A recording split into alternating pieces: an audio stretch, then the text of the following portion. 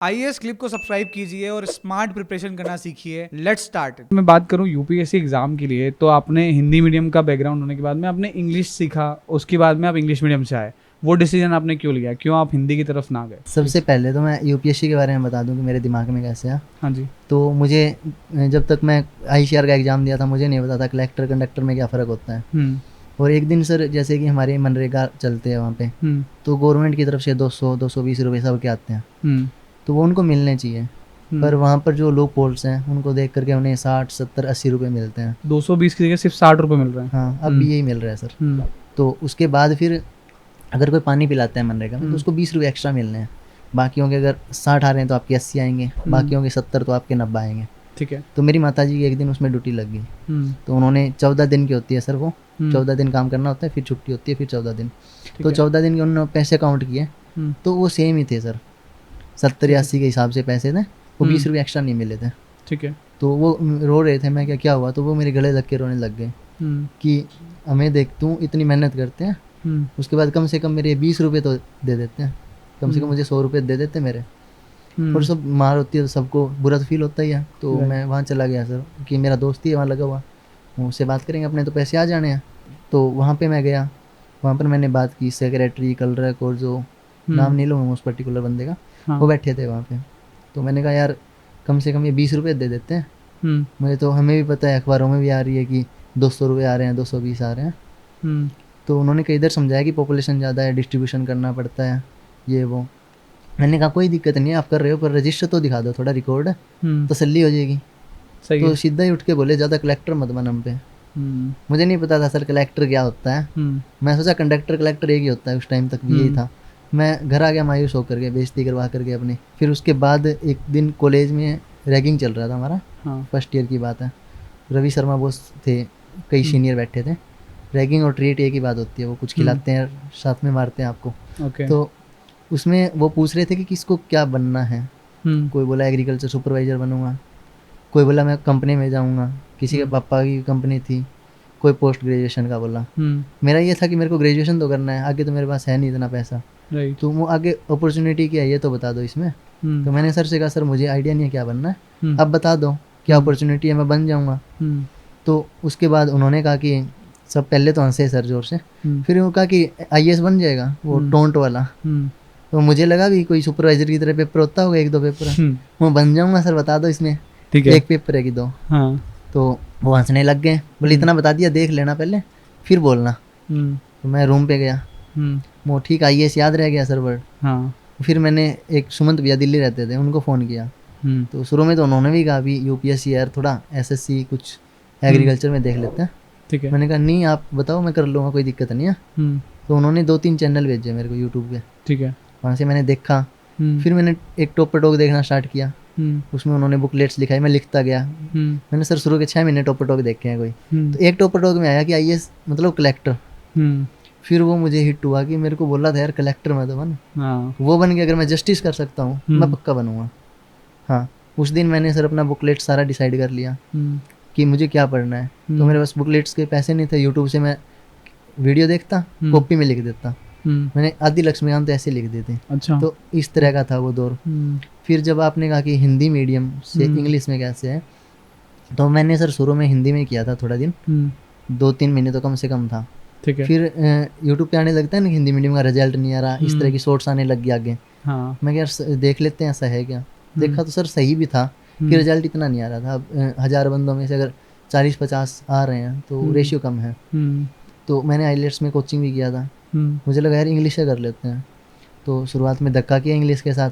हाँ। जो भी पढ़ता उसी को लिख देता सर। ओके। तो उसको आप रटना बोल रहे या कुछ भी बोल लो, मैं जो पढ़ता लिख देता उसको। फिर मेरी धीरे धीरे मुलाकातें होने लगी, जैसे सोनू जैन सर थे कॉलेज में, उन्होंने इंटरव्यू दिए थे यूपीएससी के। अच्छा।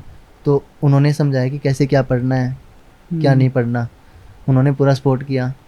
फिर एक मेरी आदत थी कि टेलीग्राम चलाने लग गया था मैं, तो मैं जितने भी टॉप पर मेरे को आईडी मिल जाती ना, परेशान कर देता उनको। अच्छा। कुछ मेंस मार्कशीट वाला ग्रुप था एक, उसमें किसका नहीं भी होता ना, 5-10 नंबर से छूट गया, तो मेरे लिए तो वो टॉप पर ही है सर, क्योंकि उसने प्री निकाल दिया। तो मैं उसको परेशान कर देता मैसेज कर करके। जैसे सबसे पहले मैंने परेशान किया था गौरव पांडे सर को, Okay. उनका 20 में हुआ नहीं था, लक ने फेवर नहीं किया, 21 में IPS बन गए वो। अच्छा। मैं 20 से परेशान कर रहा हूँ उनको, कई दिन मैसेज किया, उन्होंने फिर रिप्लाई दिया। मैंने कहा सर ये दिक्कतें हैं मेरे को, मुझे एक बार बस आपसे बात करना है, कॉन्टैक्ट नंबर दे दो। उन्होंने शेयर किया, उन्होंने इतना अच्छा समझाया कि कैसे NCERT पढ़ना है, क्या PYQ का रोल है। जब भी मुझे कोई दिक्कत होती है ना, स्ट्रेस एंजाइटी होता, सीधा उनको फ़ोन कर देता है, मतलब घर तक का अनजान बना लिया उन्होंने, इतना अच्छा हो गया उनके साथ। फिर एक नरेश राजेरा जी बने थे मेरे एरिया से, सेम बैकग्राउंड था उनका भी, उनके पापा भी टेलर थे, तो उनसे मोटिवेशन मिला कि यार ये भी नॉर्मल है, एवरेज है, मैं भी एवरेज हूँ। फिर विजय वर्धन सर मिले थे कोई हमारे रिलेटिव में, तो उनसे मिलकर आया मैं, तो उनसे भी मोटिवेशन मिला। उन्होंने कहा कि यार मैं एक बार दिल्ली गया तैयारी करने, तो मैं IAS के लड़के के साथ बैठा, तो मुझे वो फील हुआ यार मैं इसके लड़के के साथ बैठा हूँ, तो IAS के साथ बैठा है। तो सर वो एक मतलब पता नहीं उसको आप क्या आग मानो है कुछ मानो है, मैं यार एक दिन बरोबर बैठे हैं, बन करके बैठे हैं, वो उनको सर मान लिया, मैं क्या सर पक्का बनेंगे अब तो। और वो माता जी जो थे विजय वर्धन के, उनको मैं बुआ जी बोलता हूँ, तो उन्होंने मुझे सर 50 रुपये दिए थे बधाई के, कि अभी दे रही हूँ, आगे देने आना, अगली बार जब आए तो बधाई देकर जाना। तो अब मैं सर सिलेक्शन के बाद उनके घर गया था विजय सर से मिलने, तो बुआ जी मिले थे, मैंने उनको बुआ जी वो ये आपकी बधाई थी, वो मैंने अभी भी सेफ रखे हैं वो, और अभी बधाई देने आया हूँ, तो वो भी गले लग गए थे सर। क्या ये सीन था। अच्छा, UPSC की तैयारी में आपने बताया कि हिंदी मीडियम और इंग्लिश मीडियम का वो कॉन्फ्लिक्ट, हिंदी मीडियम से सिलेक्शन नहीं हो रहे हैं। ऑन दी अदर हैंड ये होता है कि हिंदी मीडियम के एस्पिरेंट को हम देखा जाता है कि ज़्यादातर अनअवेयर होते हैं, कि उनको पता नहीं चल पाता कि क्योंकि बैकग्राउंड इतना स्ट्रांग होता नहीं, जैसे आपको पता नहीं बताता कि कलेक्टर और कंडक्टर का डिफरेंस क्या है। उसी तरह से कई सारे एस्पिरेंट ऐसे हैं जिनको नहीं पता है आज UPSC की रियलिटी। अगर आपको बताना हो कि UPSC की एग्जाम को सम अप करना हो, कि कोई एस्पिरेंट जो इस वक्त देख रहा है इस पॉडकास्ट को, उसको समझ में आ जाए कि एग्जाम कैसी है, उसके बारे में थोड़ा सा बता दीजिए। उसके लिए मेरा सर पर्सनल यही है कि सबसे पहले आप NCERT से स्टार्ट करो। ठीक है। जैसे मैं कई टॉपर, मेरे बहुत दोस्त हैं सर, अभी सारे टॉपर दोस्त हैं, सबसे अच्छा लिंक है। तो पर्सनल बात करते हैं बिहाइंड द स्कैन, तो मोस्टली ने 6 to 12 NCERT पढ़ा होता है। ठीक है। जब हम ऑन कैमरा आते हैं तो हम बोलते हैं कि हमने देखा था NCERT, हमें इंपॉर्टेंट नहीं लगा। देखा तो था ना भाई तूने। हाँ। तो वही बात है सर। तो शुरू में मेरा ये मानना है, अगर आप मेरी तरह एवरेज स्टूडेंट हो तो बता रहा हूँ मैं, कि शुरू में 2-3 बार नोवेल की तरह पढ़ो NCERT को। पूरा आपको नहीं करना कि आपको UPSC कर रहे हो क्या कर रहे हो, नोवेल की तरह पढ़ो, आपको पता होना चाहिए स्टोरी क्या है। फिर आप PYQs देखो। ठीक है। प्री के PYQs भी सर हम गलती कर देते हैं देखने में। जैसे मेरे को यही समझाया गया था कि PYQ में 4 ऑप्शन होते हैं, 3 गलत होते हैं, 1 सही होता है। जो गलत है ना उसके ऊपर रिसर्च करो आप, वो गलत क्यों है, उसका क्या मीनिंग होता है, उसका क्या कॉन्सेप्ट है। ठीक है। तो वो भी 1970s 80s से लेकर के अब तक के PYQs करने हैं, नो मैटर की प्री है मेंस है, तो वो करो उसके बाद आप अच्छे से। तो PYQs एक बार हो जाए तो आपको आइडिया लगेगा कि UPSC की डिमांड क्या है। सेम ही चीज़ को घुमाकर पूछ रहा है। अब सर जैसे कि पॉलिटी है, कोई चेंज थोड़ी हुआ है, governor, PMO, council of minister, सब सेम ही चीज़ें हैं। तो 70 से लेकर के अब तक के क्वेश्चन तो पूछ दिए सारे, उन्हीं को ही वो मोल्ड कर रहा है। वो आपको आइडिया लगेगा क्या पूछ रहा है, कहाँ से पूछ रहा है। उसके बाद फिर 2-3 बार NCERT को पढ़ो अच्छे से, 6 to 12 सारा। ये नहीं कि छठी एक बार पढ़ दी तो छोड़ दिया, नहीं, अच्छे से पढ़ो आप उसको।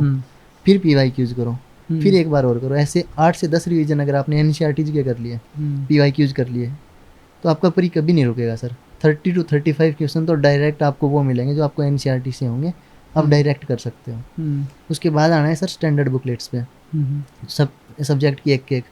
ठीक है। वो कोई मैटर नहीं करता सर। कोई बोलता है लक्ष्मीकांत पढ़े, DD बसु पढ़े, कंटेंट तो सब में सेम, आर्टिकल सब में सेम है। राइट। जिसकी लैंग्वेज आपको बढ़िया लग रही है उसको आप अच्छे से पढ़ो, और सेम सर कम से कम 10-12 बार पढ़ो उसको। कई होते हैं सर, मैं अभी भी रिप्लाई जैसे देता हूँ, इंस्टा पे आते हैं, टेलीग्राम पे, बोलते हैं मैंने 2 बार सिलेबस कर दिया। मैं पूछता हूँ 2 बार कैसे किया, बोलते हैं 2 बार बुक पढ़ दी सारी, क्वेश्चन नहीं हो रहे। तो भाई क्वेश्चन कैसे हो जाएंगे, अब तो पजल हो जाओगे ना ऑप्शन देख करके ही। अगर 8-10 बार आपका रिवीजन है अच्छे से, तो आपको कई बार तो ऑप्शन पढ़ने की जरूरत नहीं होती सर, आपको डायरेक्ट बताता ही है। तो इस तरह से 8 से 10 मिनिमम रिवीजन करने हैं स्टैंडर्ड बुकलेट्स के। उसके बाद आपको देखना है PYQs फिर से कि आपकी प्रिपरेशन में कोई गैप तो नहीं है। अगर उसके बाद आपको लग रहा है थोड़ा गैप है, अब कोई कोचिंग उठा लो सर, सबका मटेरियल अच्छा है, सभी रिसर्च करके बनाते हैं, सब आपस में उठाते हैं। कोई कोचिंग का उठाओ, उसको ऐड ऑन कर लो अपने नोट्स में। ये करो आप सबसे पहले। दूसरा सर, जब तैयारी स्टार्ट करते हो, आपको हो जाए 2-4 महीने, तो एक फिक्स कर लो कि एक टॉपर की कॉपी डेली पढ़ूंगा। एक टॉपर की डेली कॉपी पढ़ा? हाँ। मेरा ये था सर, मैं शुरू से एक टॉपर की कॉपी डेली पढ़ता रहा हूँ। मुझे शुरू में समझ भी नहीं आता था लिखा क्या है, मैं पढ़ता था, पर उससे ही आपको आइडिया लग जाएगा यूपीएससी में किस तरह के आंसर लिखने से अच्छे नंबर आ रहे हैं आपको, टॉपर किस तरह का आंसर लिख रहे हैं, क्या इंट्रो डाल रहे हैं, क्या बॉडी डाल रहे हैं, और बस वही है सर। तो उस तरह से आप अच्छे से अप्रोच करोगे तो मुझे लगता है सर कि कॉलेज के जस्ट बाद भी आप कर दोगे। आईएएस क्लिप्स की इस वीडियो को देखने के लिए धन्यवाद। मेक श्योर कि आप इन दोनों वीडियो को भी एक्सप्लोर जरूर करें।